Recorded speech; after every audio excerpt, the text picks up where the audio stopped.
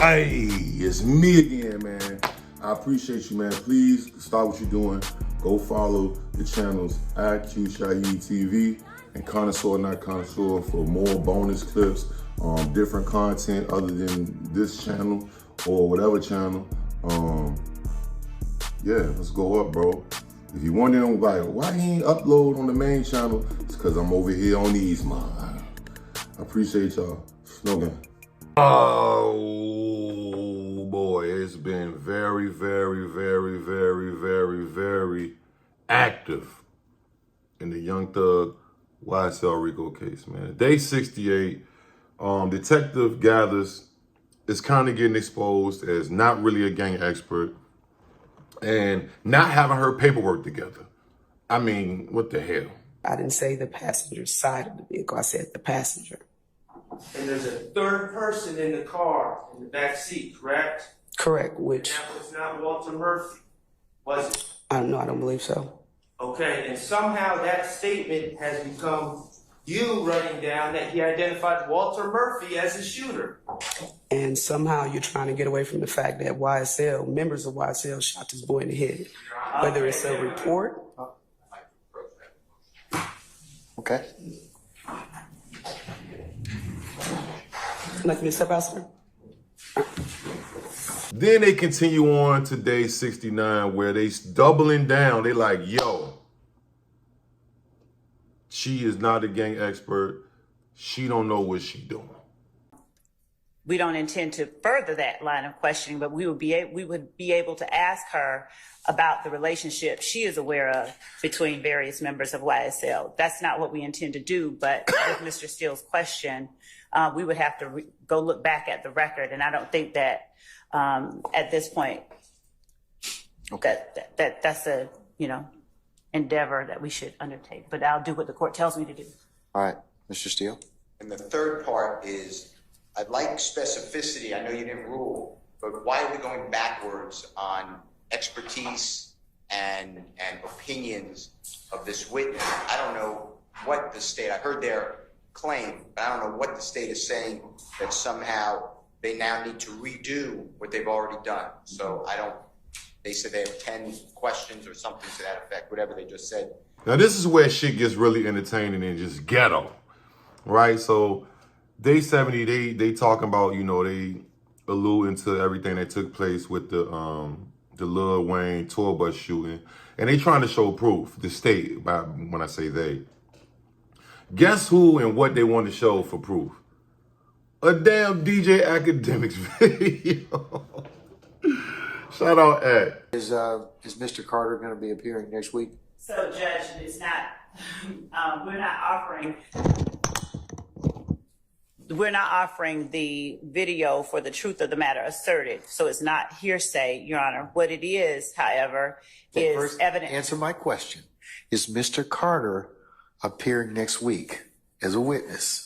We will not be calling him next week as a witness. The parties being Mr. Williams and Mr. Carter. The reason that is relevant is the court has now heard testimony that one of the alleged co-conspirators and co-indictees in this case, Jimmy Winfrey, went to Mr. Carter, Lil Wayne's, appearance at the compound. And later, he shot at the bus that Lil Wayne was on. It's a compilation video that contains not just Lil Wayne's assertions to the world about the Carter Six. It's a compilation video of a number of things put together by DJ Academics. The state does not intend to offer up those portions that do not include the Lil Wayne threat or the Lil Wayne statement itself. So the first 43 seconds, I'd argue it's not the first 43 seconds. I can actually play for the court the portion that we intend to introduce and the videos that we intend to introduce. But Detective Raisi, during his investigation of the Lil Wayne bus shooting, found not only this, but other similar videos that don't contain DJ Academics' breakdown of what the relationship is. Because the rest of it is DJ Academics' breakdown of what the relationship is, and the rest of it contains self-serving statements, I would argue, by defendant Jeffrey Williams. Man, this is when shit gets like a little intense, a little emotional. You get to see like the true, I guess, effect that some would say this whole YSL and this whole situation has caused to others. The tour bus driver that was driving Lil Wayne when they got shot up by Pee Wee, Jimmy Winfrey, he breaks down and cries. That damn incident shook him up, made him retire. He changed he stopped. And they had to give him some tissue and everything. Night out in this area, can you describe, was it crowded? Was it not crowded? If you could describe to the jury, what was the crowd like out there that night? There was a lot of people just out in the street, just a lot going on. Once you moved your bus to the front of the venue, what did you do? I parked, then kind of tidied up my bus and stuff, and sat there and just waited, for whatever was going to happen. Were you waiting inside the bus or outside the bus or something else? I was inside. I did a walk around my bus to make sure everything was fine, just observing it in my bus. Yes. Go ahead. Came up and passed me and said, "Hey, are you Al?" And I didn't pay any attention to him because I don't know any little young kids, and I don't know anybody that lives hardly in Atlanta, so I didn't pay attention to him. He said it again, and I just kept walking. And after he went away, and I turned to look to see who it was or just see who it was, and there was nobody that I could identify or anybody that I knew. So I put it in my GPS, and that was showing me which way to get back to the hotel or get to the hotel. While the escort were getting you to 285, did you notice anything suspicious around you at any time on that long road that was leading you to 285? No, not really. I didn't see anything at all, really, no. It was nobody out there was on that road. It was kind of weird, but I didn't see any cars or anything. We were just driving through, and they told us to run the lights if we need to, just keep rolling. Now, I think you testified once you got to 285, the escorts pulled over. Yes. Once the escorts pulled over, did you get on 285? Yes, I did.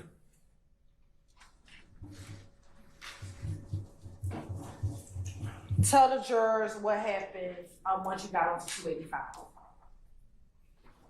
Once I got on 285, within minutes, that's when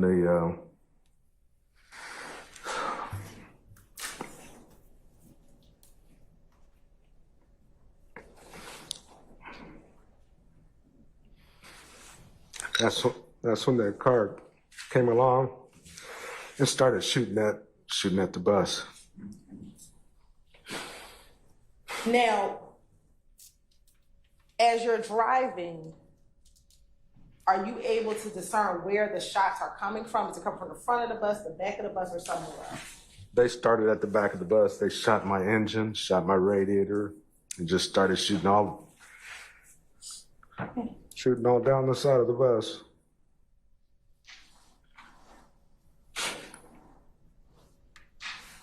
And at the time, you said, did you have those passengers? Were those passengers that came out of the club, were they still on your bus as this bus is being shot up? Yeah, they were back there screaming on the floor. You said they were what? Back there screaming on the floor. Day 72 is back to the war. The defense versus the prosecution. And now you know what they're saying. Prosecution, y'all need to stop fucking lying. That's what they saying, bro. You know one thing about Brian Steele and the whole, that team, the YSL team, they're going to fight for their defendants. Where we've looked. I don't see it. I don't believe we have that. Okay, what are you asking me to do, Mr. Adams? Because at the end of the day, what is it you're seeking from the court? Well, two things. I'm asking them to turn over the discovery that we are entitled to. They're questioning the witness on the stand right now about it. And in fact, we're getting some misrepresentation on the stand about there's no investigation that had been done. Gaither and Dennis had to come behind and do all the things that Investigator Robinson did not do, that according to his report, he did in fact do, but we don't have those items. Your Honor, may I respond? Yes. Your Honor, Mr. Adams is not being entirely candid in terms of what we have just asked about. So, Mr. Adams. Let's not say he's not being totally candid. Let's just say we have a disagreement at this point in time, because nobody intentionally wants to violate 3.3 of the Georgia Rules of Professional Responsibility, you nor any of your colleagues. So let's just say that we differ. We differ. Okay. We differ. Right. Your Honor, Mr. Adams referenced items that were not asked about of this witness at the time that I was questioning Detective Dennis on direct. I asked him whether or not there was a lineup of D'Angelo White. We finally get to see a little bit of,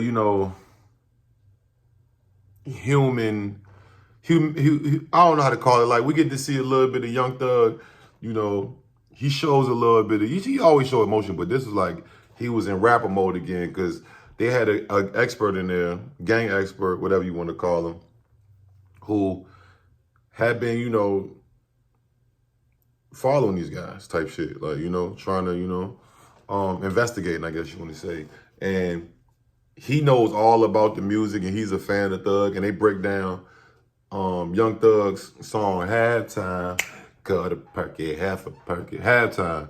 And some funny shit happened because they panned the camera over, and Thug is over there loving it. You know what I mean? Like, damn, free Thugger, man. Turn up.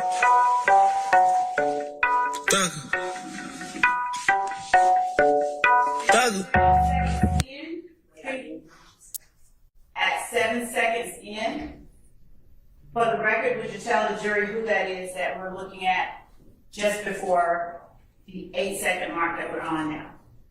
Jeffrey Williams, aka Young Thug.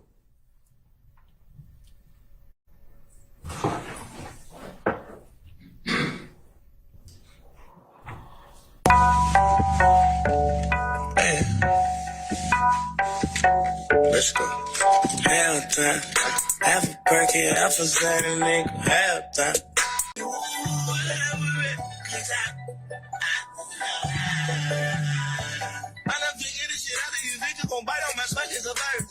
I done the swag and I pull up on bitches dressing all while I'm out of shirt. Yeah, knowing I gay out for bitches on bitches, I whip out, she suck on my private. Psych it. Little nigga play on my catching, I'm better than stick, I'm folding like a wallet. Ooh, I swear to God, there's only one of me and these bitches 3D like a trolley. Ooh, I'm walking through it like puzzle the ones and these bitches grabbing them at 5. Now, if you've been watching this case, you know that a lot of people call Judge Glenville, biased.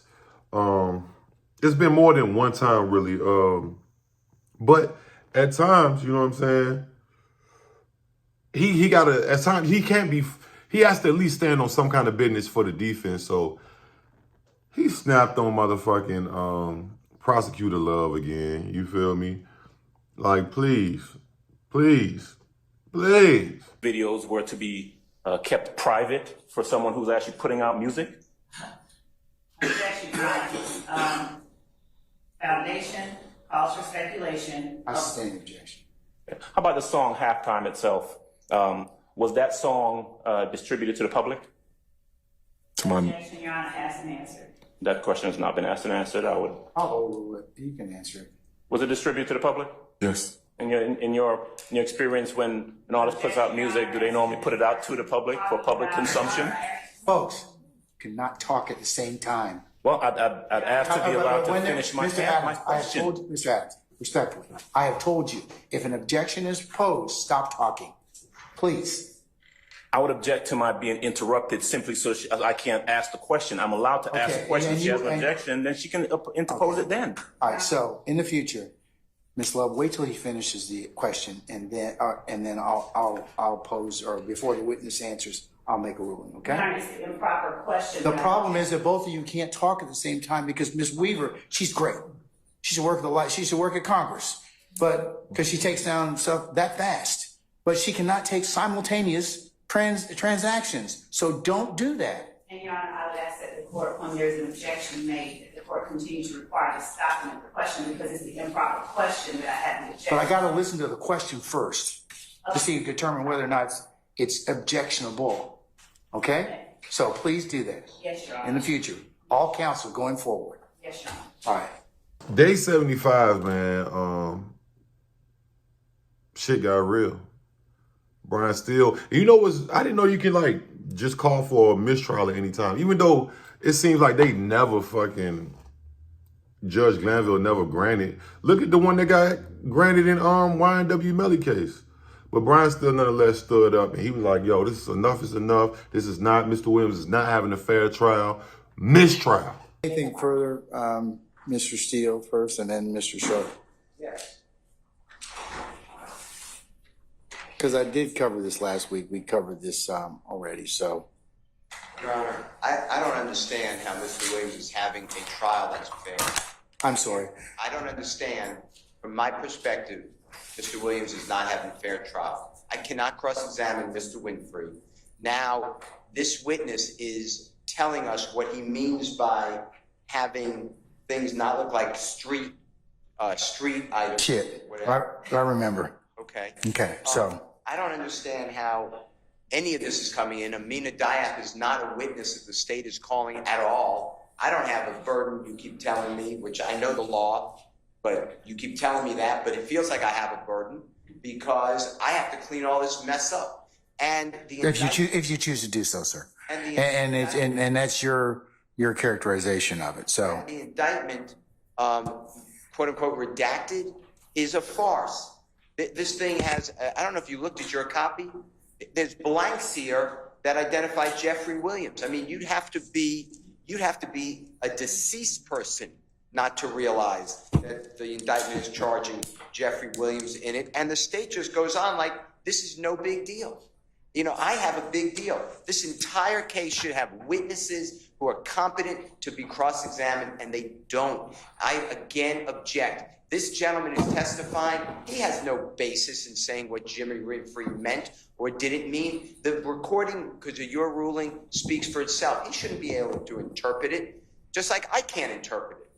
And it was never even done. What the jurors won't know is that Amina Diab didn't give any paperwork at all. In fact, what they don't know is that Jeffrey Williams, because the state won't probably play it, a recording with Jeffrey Williams where this detective asked Jeffrey Williams, does Jimmy Winfrey work for you as your road manager? And Mr. Williams laughs and said, are you ridiculous? I have real legitimate people. So all of this is the state of Georgia getting out a theory that is not based in fact and that should not come into this courtroom. This entire, since the state has been allowed to say, does this help the investigation? This case has gone south. Maybe it was south already, but it has gone so south, I can't do anything. Those are all my objections. I'm moving for a mistrial. I have no idea why this gentleman got to say Amina Diak works on the legitimate side of the business. We're presumed innocent. He has no right to say that.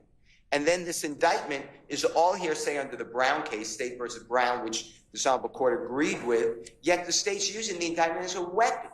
They're saying it says it in the indictment. Day 76, now they breaking down basically, and this is so crazy how they can do this, you know what I'm saying? Just the science behind this shit, because it's like, that's why niggas say leave your phone at home. When you do shit, don't even bring no phone. Just make it out and get back to the destination. Then you can get on your phone and shit. But they got an expert in there breaking down basically, you know, the calls that was made after the whole Lil Wayne tour bus situation and how many seconds it was here, how many seconds it was there, who called who from this location, who called who from that location. And then Brian Steele, like, I can salute him, like I said, just like about what happened on the previous day. He gonna stand up for so he called out the judge. You know what I mean? So this is kind of like what was handwritten on the board yesterday. These are the phone numbers that were frequent calls for the time of the incident. And then, as we can see, they're color coded. And then the name that was listed on the phone records is put in on some of those phone numbers or associated with some of those phone numbers. And again, for 404-583-1990, which exhibit was 404-583-1990? So that's going to be 134 Echo Charlie was the broken down smaller excerpt.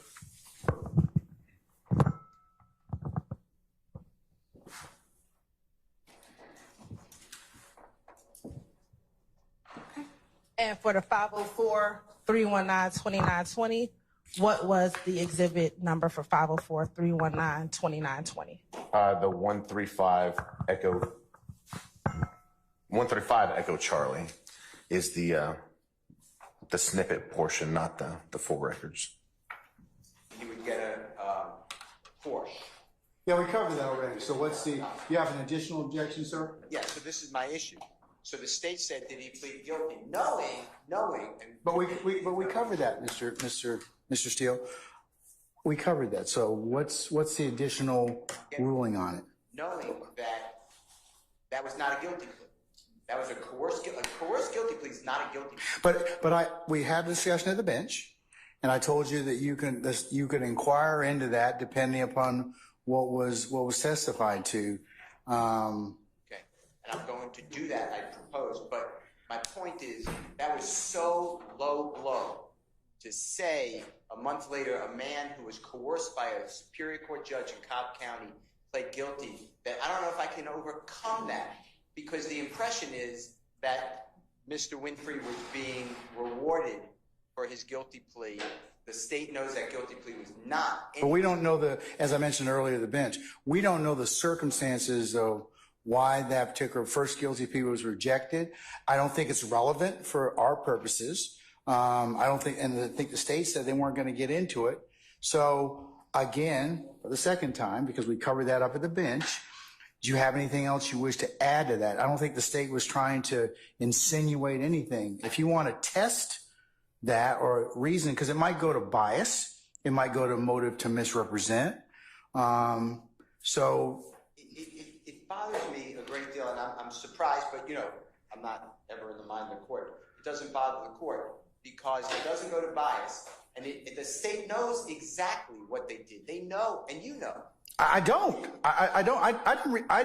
The first time that I knew that there was an appellate opinion is when you told me, and that's it. I don't have any. I don't have any other knowledge of that. Day 77, man. We just get back to the basics with the phone expert guy, and he just basically, breaking down the phone situation. Brian still actually tries to, put up a defense. It's kind of hard to defend phone calls and when it's named, and you know what I'm saying? Like, who had the phone? Like, you know what I'm saying? So he tried, though. Haley did for the 3383 number in the top. Mr. Williams for these phone numbers. Is that fair? For this phone number for that month, correct. All right. Now, it says in the search that you see Haley did for the 3383 number in the top right. Yes, sir. For the entirety from January 1, 2015 to July 15, 2015, we have 78 total hits. Fair to say? Fair to say. And what we just looked at were 3 total hits, even though they were on the same date, almost at the same time, because I just looked at the time and they were all approximately 8:10 Eastern Standard Time. Fair to say? Yes, sir. All right. If the jurors will have this in evidence, but that is.